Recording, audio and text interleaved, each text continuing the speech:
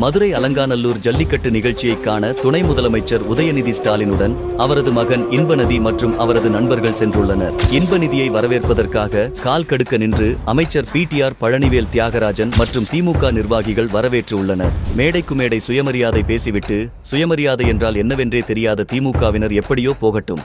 ஆனால் ஜல்லிக்கட்டு விழா மேடையில் இன்பநிதியின் நண்பர்களை அமர வைப்பதற்காக நாற்காலியில் அமர்ந்திருந்த மதுரை மாவட்ட ஆட்சியர் திருமதி சங்கீதா அவர்களை மேடையில் இருந்து அகற்றியிருப்பது அதிர்ச்சியை ஏற்படுத்தியுள்ளது.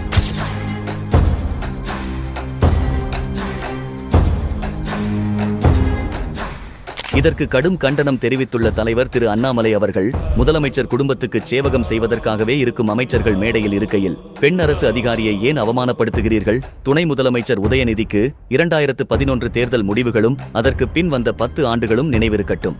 இந்த மன்னராட்சி மனநிலைக்கு தமிழக மக்கள் வரும் 2026ஆம் ஆண்டு முடிவு கட்டுவார்கள் என்று கூறியுள்ளார்.